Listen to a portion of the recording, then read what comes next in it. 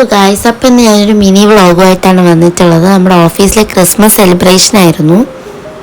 Christmas എന്ന് പറയുമ്പോൾ എനിക്ക് എപ്പോഴും most favourite time of the year ആണ്. കാരണം കേക്ക്സിൻ്റെ ഒരു സീസണാണ്. എനിക്ക് കേക്ക് ഭയങ്കര ഇഷ്ടമാണ്.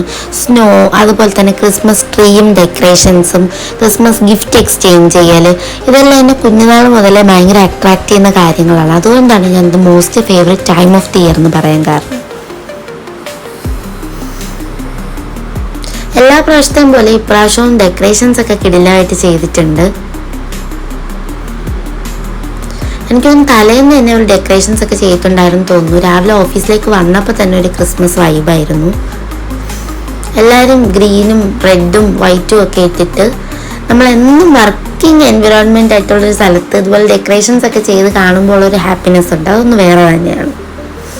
പിന്നെ ക്രിസ്മസ് ഗിഫ്റ്റ് എക്സ്ചേഞ്ച് ചെയ്യൽ, നമ്മുടെ തന്നെ ടീമിൽ വിനിച്ചേട്ടനായിരുന്നു എന്നെ ഫ്രണ്ടായിട്ട് കിട്ടിയിട്ടുണ്ടായിരുന്നു. ചേട്ടൻ എനിക്കൊരു വലിയ ഗിഫ്റ്റൊക്കെ തന്നു. കേക്കും ഡ്രസ്സും ഒക്കെ ആയിരുന്നു ഗിഫ്റ്റ് തന്നിട്ടുണ്ടായിരുന്നത്. വലിയ ഗിഫ്റ്റ് കണ്ടപ്പോൾ തന്നെ ഞാൻ ഭയങ്കര ഹാപ്പിയായി.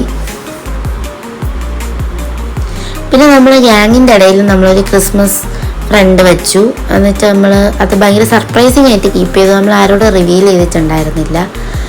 സോ നമുക്ക് ഇഷ്ടപ്പെടുന്ന ആൾക്കാർക്ക് നമ്മൾ ഇതുപോലെ സ്പെഷ്യലായിട്ടുള്ള ഗിഫ്റ്റ് കൊടുക്കുമ്പോൾ അവർക്കുണ്ടാകുന്ന ഹാപ്പിനെസ്സും അത് കാണുമ്പോൾ നമുക്കുണ്ടാകുന്ന ഹാപ്പിനെസ്സും ഒക്കെ നമ്മുടെ ലൈഫിൽ ഭയങ്കര ഇമ്പോർട്ടൻ്റ് ആയിട്ടുള്ള കാര്യങ്ങളാണ്. അത് നമ്മൾ ഒരിക്കലും മിസ്സാക്കാൻ പാടില്ല എന്നാണ് എനിക്ക് പറയാനുള്ളത്. പിന്നെ നമ്മുടെ ഫ്രണ്ട് കാവ്യയുടെ ബർത്ത്ഡേയും കൂടെ ആയിരുന്നു അന്ന്. സോ അവർക്ക് നമ്മളൊരു വാച്ചും അതുപോലെ തന്നെ ഒരു ടോപ്പും ആയിരുന്നു ഗിഫ്റ്റ് ചെയ്തിട്ടുണ്ടായിരുന്നത്.